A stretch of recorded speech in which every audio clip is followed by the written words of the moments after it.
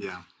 So yeah, hapo hivyo ndo plan zetu ziko. So upward I'm looking forward kuzungumza na wewe about the tournament that we'll be having in Trans Nzoia. Yeah. So Okay. Majama, nimewambia for those who are asking about the number, that is the number on the screen. Itatoa Dennis Wambui. Mnaweza tutumia $20, $10, any support tufunge hiyo, tuondoe hiyo number hapo ya data. Twende upward. 1 minute tumalizie, then turudishe Tony, I pose the question again. Okay, thank you. Now, I was talking about the reality on the ground. You find, for example, here in Trans Nzoia County, we have a river known as River Nzoia. Hope mmeisikia. Hii River Nzoia, right now as we speak, iko at risk of, like ukiangalia, wa Chinese walitap maji, yenye imeenda kwa Nzoasko, kuna maji imeenda kwa Nzoasko, na ukiangalia mtoni, maji yake imepunguka kabisa. But maji ambayo inasanywa inauzwa inastahili irudi bado kwa community, so that isaidie community kama ni kueducate students na vitu zingine kama hizo. Apart from that, hiyo pesa ambayo zinasanywa zinastahili zikuje pia zichunge mazingira huku kama kupanda miti na vitu kama hizo. But in speaking of the same, utarealize that miti ambazo zimepandwa, kuna forest inaitwa Capolet forest imekatwa, haina miti.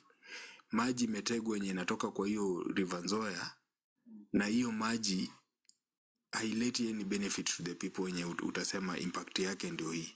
So it is high time we as the people of these communities and the nation tuangalie vitu kama hizi ambazo zinaleta degradation kwa society, kwa sababu if actually maji imekuwa tapped inauzwa na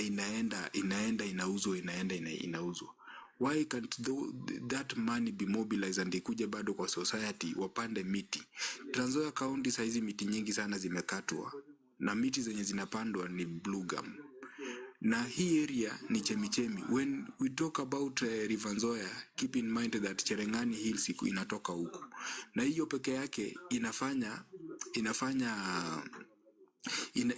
39 River Nzoia inapeleka 39% ya maji yake inaenda Lake Victoria. If you can imagine 39% ya maji ya Lake Victoria inatoka Cherengani Hills na part of Mount Elgon, and miti huku hivi zimekatwa.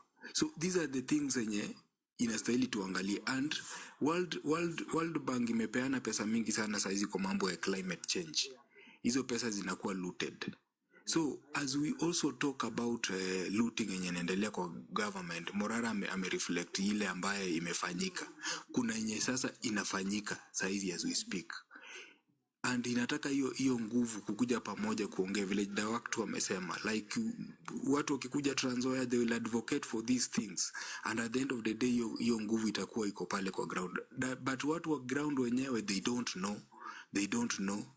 Unataka a lot of time to educate mtu, na unaona inataka a lot of resources for you to address 10 people. You need at least umejimobilize, umepitia articles, umeprint, umewapea so that waelewe. Kama saizi niko na print maps za River Nzoia so that everyone understand maji inatoka wapi, inaenda wapi, na haki yao kwa hiyo maji ni gani. So guys, we need just to come together and see how we can now come up with that initiative yenye ni real kwa ground na italeta real change. So that is what I can say, so that at least at the end of the day when we share about our nation, everyone to understand what he or she can do, that little that you can do. So thank you. I am giving back the microphone to you, Tony. Tony. Guys, na wengine wenye wanataka kupanda, we still got 1, 2, 3 boxes. Tony, tuende kazi. Thank you. Jerry, able open your microphone. You have around 2 sets of questions to answer, because kuna ile question uliza kwanza, then this is the second one. I don't know which one will you prioritize. I'll start with the one our brother here in diaspora started with. The first one you mentioned, how to go about. Let me pick up from where he left off. I don't have the exact words of the question you asked, but I have the formulation in my mind. Personally, I would say this and this is my honest, strong opinion, so do not quote me as per any government official. or our constitution in Kenya or how the government runs. This is my own personal opinion as per dealings I have dealt with both politicians and the government before I left Kenya. One thing is this, I'll use America as an example. Remember, President Biden was Obama's greatest critic. But he was greatest critic to Obama because they fought upon policies. They did not fight upon each other as Biden and Obama. To the point when Obama won, he went and picked up Biden because the word that Kenya has failed to learn is bipartisan. My party can work with you, Tony, because as much as we don't agree on policies 6 to 14, at least between 1 to 13, and then from 15 to 22, we can agree and we can work together for the betterment of the country. That is something I feel Kenya has really failed on because, again, and I'm sorry to bring it up, tribalism. Someone from UDA will not partner with someone from ODM for the purpose of the country. It's for the purpose of winning and then going to power and then doing what we want, forgetting about the mwananchi. So personally, if you ask me, I would not, in fact, right now, I'm even wondering if I may vote only for governor, senator, that kind of stuff, but I don't see any presidential candidate. And I'm sorry, I don't want to mention a name because I don't want to look like I'm advocating to them. But I can't see anyone. I can't vote for Raila. I can't vote for Ruto. I can't vote for anyone right now who is in parliament. Unless, and this one I can mention, someone like Jalango, for example, would front himself. And I'll use Jalango as an example why. Jalango became the MP of Langata. When President Ruto, as a president, called for MPs to come and sit down and say, let us see how we can work with you MPs to start funding of putting money into you parliamentarians so you can work on your constituencies like you promised your constituents. And one of the things I know that Ruto was trying to do, and this is one of the good things, that's why I say not everyone is perfect and not everyone is wrong. There are a few things Ruto has done which are good, there are a few which are not, obviously a lot which are not. Because his idea was, since Langata comes all the way down, going until Labda Apo roundabout ya Nyayo Stadium and partners with Embakasi, if I remove money for Langata, at the same time for Embakasi, anything coming from Langata going down to Mombasa Road up until Embakasi can be worked at one go. But what happened to Mr. Jalango, because he's from ODM, why did you go meet with the president? First of all, Jalango is a Kenyan. Why shouldn't he meet with the president? Second of all, he has an obligation to his constituents, not ODM. His constituents are under ODM, but would ODM give him the money to build the roads, build the infrastructure, build all the utilities that are needed in Langata? ODM will not give him that money. Unfortunately, it's the government. So we don't know how to work with one another beyond tribalism, beyond a party. So because I'm in ODM and I'm talking to you, Tony, and you're in UDA, I'll be taken like I'm spilling secrets. I'll be taken like you are defactoring. I'll be taken like now I shouldn't be talking to you. Yet it's a facade because when these people go to their clubs or they go to the golf clubs and stuff, they drink and make merry together, but on the forefront, they show a different story. Number 3, I would find it very hard to even promote, and I'm sorry to say this even someone like Morara, I would even not want him to even try. And please hear me right, and again, this is my personal opinion. I would ask him not to even try and run for political office until we have literally condensed, curtailed and amended so many elements of our constitution, because I'll give you a very good example with Gachagwa's impeachment. Gachagwa's impeachment was a political, selfish reason.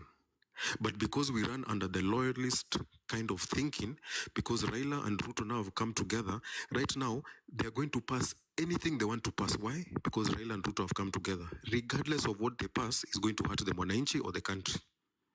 So people like Gachagua and Morara who will stand up will be a problem. Unless those things can be curtailed and cut out of our constitution, and whereby you are not thinking politically, we're running out of policy, I would not even advise Morara to go in there, because once he appends his signature on that document, it is a matter of you've been told to do this and this is how things are done. You will not fight that. Look at all the pastors who have gotten into parliament. Have they really come out as pastors? Look at the many people who have gone into parliament and they went in one way. How did they come out? Why? Because once you go there are documents you sign. There are policy agreements. Well, I call them policy, but they're not policy. They are curtailing loyalist documents you sign over there that will have you have to choose between doing what is right or doing what you're told. So in my opinion, I would not advocate for anyone who is of integrity. And another example I can use, look at PLO Lumumba. When PLO Lumumba got into Integrity House, and he was going to root out so much evil, so much corruption in Kenya, they even went and fictitiously found a lady and said, this is his girlfriend over his wife. To the point he said, this is not worth it. He's an activist, but he will not touch power again because of bringing out the truth. This is what you're willing to do to me. And you see him acting, but you'll never see him politicizing because he learned his lesson the hard way. Number two, look at even Oginde, the NPC or what do you call that church on Valley Road, pastor. He's there in integrity. Remember how when he got into that position, how he was on fire, doing this, fighting this fight. Do we hear of him anymore? Because there's a place whereby you don't cross a certain line, like it or not, whether you're a pastor, whether you're truth, whether you're integrity, there's a certain line you don't cross in Kenyan politics, or unfortunately, you will be unlived or you will go home. So for me personally, for those of you who have got an ear for Morara, I would advise strongly, don't bother trying to get into politics unless some things are changed that will allow you to be really for the people. Jerry, what does an overhaul look to you? A total overhaul of this system? And total overhaul of this system means we go back to the constitution and cover the loopholes that are self-serving. Cover the loopholes whereby you're not making such silly statements whereby it's a matter of interest to the country versus the matter of interest to the people. But who is the country? How come the islands which are all over the sea do not have names? They're just called islands because there's no one who lives there. But the moment a family can live... If people like Morara and the rest of us, we are not going for those positions, brother.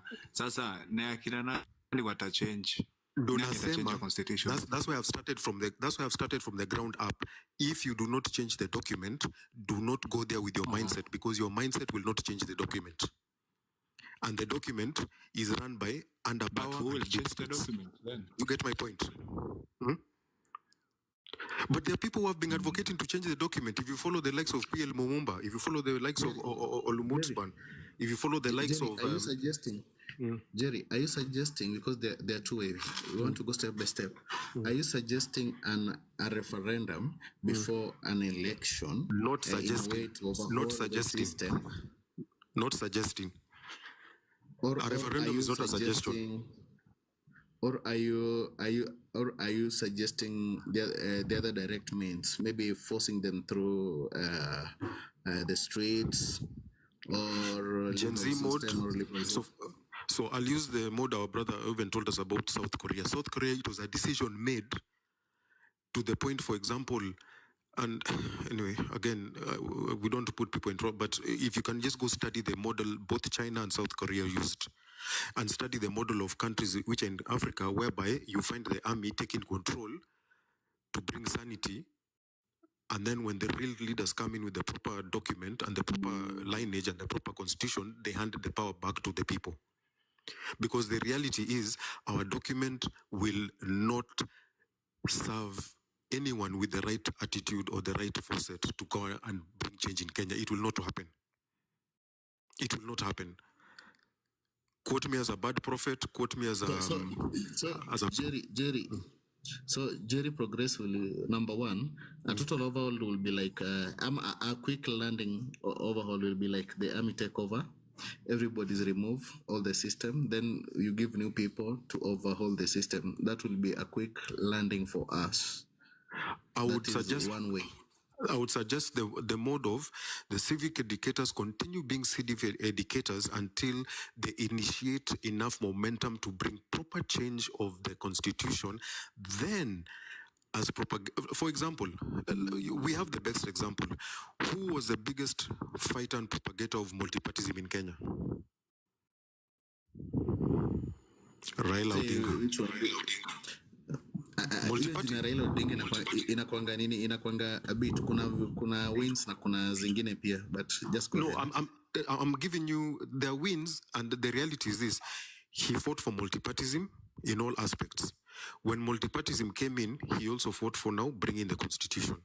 Now, when the constitution came, why was he fighting to become president? That was a point whereby now we've brought in a constitution. Now let us raise the right people who will run under this constitution. Because unfortunately, all the Rutos, all the Railas, all these big wigs you see who are under Moi, under Kibaki, are not going to take the country anywhere because they are still running under the same mindset and the same system. Case in point, when Mandela came out of prison, he was forced to go into power. Literally where he said, okay, fine, I'll do it. He never wanted it. But it was done under the new constitution of the government then when they were fighting apartheid. Once he came out, look how things either retrogressed or progressed. You have to change the document first with the right verbiage and the right things. So by the right person coming in, for example, like Morara, even though he's being told that if you do not do 1, 2, 3, we're going to cut this kind of business coming to Kenya. He says, for the sake of my people, I take your business and go. For the sake of my constituents, take your business and go. But right now in Kenya, the issue is, and even our brother from South Korea can tell you, Samsung refused to toa hongo because the business people who came thought like, hey, the government is telling me that he wants this percentage. How am I going to explain that to the government or the president or the business community back in South Korea that this governor here in Kenya wants this much? See, they've left. Do you hear Samsung factory in Kenya? So that's what I'm saying. You start with the document. Jerry, there are those proponents of this constitution who want to argue that I think we are not even done implementing a quarter of this constitution, so we cannot really condemn him because it has never come to life in a very progressive way. Are we maybe jumping? Are we maybe throwing the baby with the bathwater, or are we jumping the gun too early? Notice my words are very clear. The verbiage, there are verbiages in, and there are policies, or not policies, clauses in the constitution that do not help us Kenyans. Things that would allow someone to run a county or the government in that verbiage of for the interest of the country rather than the interest of the people. And then people don't understand that the country is a country because of the people. A land that does not have people is an island. That is why it's classified as an island. The moment a place has a family, it is constituted either as a family, a constituency, a ward, those kind of things. So how are you making a decision for the sake of the country, not versus the people? People don't find that contradictory. Does that make sense? It's lost a little bit, but just proceed. So for me, that's why I'm saying I don't find any person with, and that's why I've used the example of Pierre Lumumba or Lumusman and even the former pastor Oginde of Nairobi Pentecostal Church. I remember Nairobi Pentecostal Church. The way our government runs in reality versus how it's supposed to run on paper is different because you want to do the right thing. But you can't do the right thing because of being ostracized, because we still run on a hierarchy, quote-unquote dictatorship kind of way. We need to run in a way whereby you can be accountable. Jerry, are you supposed to do this? And then I remember I say, hey, no, Tony, you're right. I'm not supposed to do this. Forgive me. What are the consequences of what I've done so far? Oh, I need to leave office. I will hand my resignation tomorrow. That's how it happens in Europe. That's how it happens even in South Korea. That's how it happens in most places here, in most states, sorry to say, in America. But Kenya, you can't do that. Who resigns in Kenya? Jerry, bado niko na maswali mengi. There's something that when you ukiongea like there's a progressive view mwenye anatoa solution, but then there's a place where I'm always taking you back because there's one point that bado amjanijibu vizuri. Because nikiangalia all this system in African countries, we cannot all be like a basket case, like see what to succeed. Because we have an American type constitution, we have a European type kind of structure of government and everything. So I was asking myself, let's assume African we are inherently corrupt and tribal, and that one is not going to change anytime soon. We cannot wish it away. Is it now time maybe we look at a way where we change a form or a structure of government so that we be effective, so that so that we don't retain this structure that it's really foreign and it's really not working for us. Because brother, corruption is not. Corruption. Let me now challenge you, Tony, because I think you're seeing the truth in what I'm saying, but you want to challenge it to like what you're saying going forward, coming back. Corruption is corruption in whichever country you are in. Tribalism is tribalism whichever country you are in. Case in point, look at Rwanda versus us. We're 43, them they're only 2. But look at what tribalism did. So they kicked out tribalism radically. Why are we afraid as Kenyans to kick out tribalism radically? So please, even you, let me just throw the ball back to you. Why are you countering change? Or why are you countering reality change? Or why are you countering the progressive change that is a reality? There are some things which are going to have to come out radically. It's going to hurt, it's going to be painful, but it's a radical thing that's needed. Rwanda removed tribalism and there are only 2 tribes radically. We are 43 and we're afraid to do it radically. We have points in our constitution that allows, instigates, initiates corruption, but we do not want to radically remove those points in the constitution and bring a referendum. Why? So I'm putting that back to you, Mr. Tony. GK, I can answer that question, but I want GK also to respond. Then I give you my perspective. GK, I can answer that question, but I want GK also to respond. Then I give you my perspective. GK, is someone recording us? But I want GK also to respond. Then I give you my perspective. You can mute if you are needed. Okay, so nini Jerry, Jerry umerudisha swali back to me. You are in terms of radical transformation. I thought GK. GK, can you meet, please? Yeah, GK is the one who's playing the audio over and over again. So, can the answer? The other chance to answer. Okay, GK, you are recording and also you are not prepared to talk, so you are really hurting our ears. Let me block you, then I'll take you. GK is really hurting our ears, manze. It's unfair. So Nini, Jerry, yes, I want to answer your question. In one way. I believe 100% in radical transformation. And in fact, I'm very impatient. I believe that radical transformation should be done today. Now, I'm looking at dynamics of a lot of things. I'm looking at dynamics of tribalism. I don't believe tribalism is necessarily a bad thing. Is the biggest hindrance. They run to tribes to defend themselves. I think tribe, as an African, tribe is part of your identity. It's not a bad thing. Nile tukileta kwa politics ndio inakuwa bad manners and everything. So, while I believe in radical transformation, from up, down, bottom, right, I believe that this system, well, kuna mtu kuna nini? There are a lot of noise in the background. So, this system that we are in right now, I think we might be a concern that maybe it's not working for us. Yes, we have concern. It's not efficient. Tuko lazy. What was tuko lazy? We are inefficient. We are corrupt. We are all that. But have we also considered that maybe the system is not right? Yes, like about to skill GK.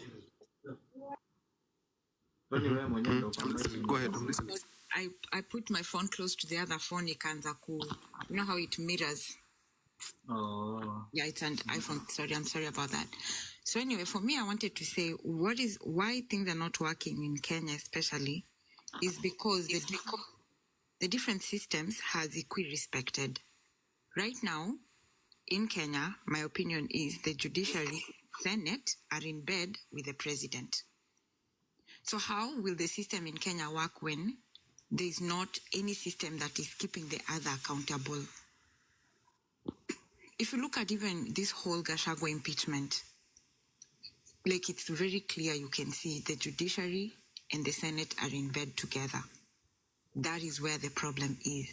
Where, yes, we have an American way of doing things, but we are not doing it like the Americans. The American Senate, like everything is transparent. ikikuwa kitu imepitishwa Senate, president haizi kuja kubadilisha. If the judicial system has passed something, it will be through again that judicial system to try and change anything.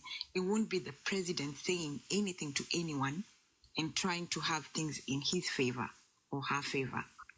So to begin with, that is where the problem is. That, how many times has the constitution been changed by a sitting president without even going through the legal system? We have the systems in place, but we do not make sure the president follows the system. It's like the president is the one who, he has the last word.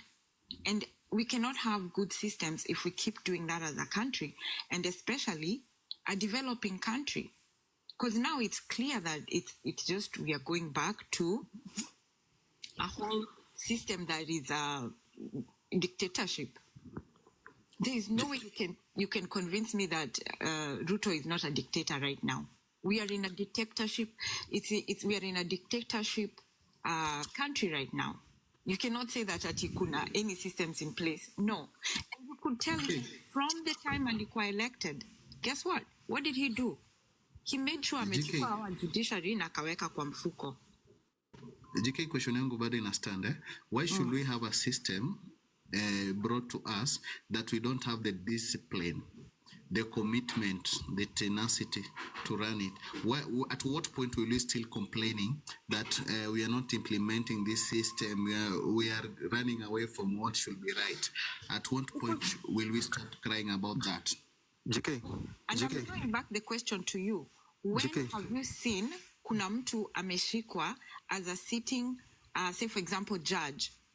Where have you seen a sitting judge being punished for doing something wrong as far as matters government?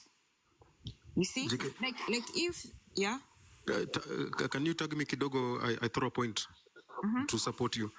My brother, now let me explain to you fully why I'm telling you there needs to be amendment, because what our sister here, GK, has just mentioned is something I think I've repeated hours ago, and I think it was missed, or maybe it was not fully understood.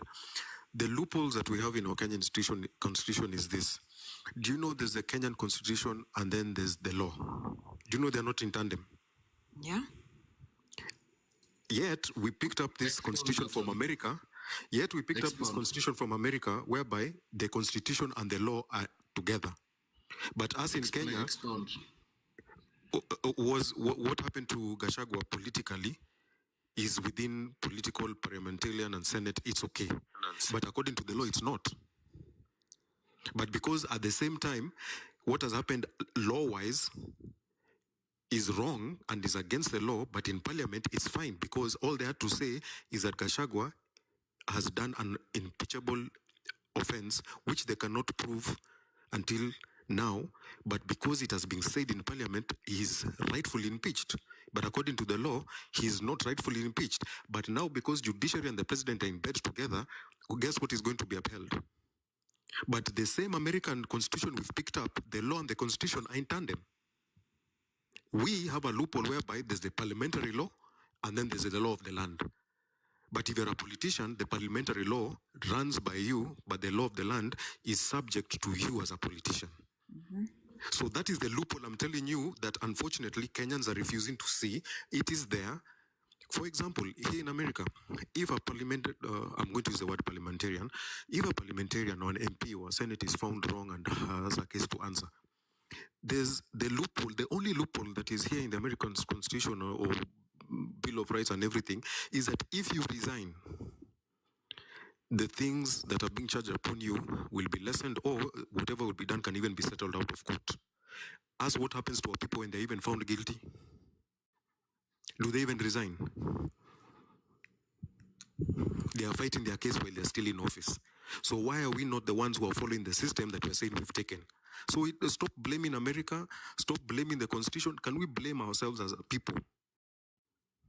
Because we are the ones who are allowing this to happen. So, as I said, my sister GK, thank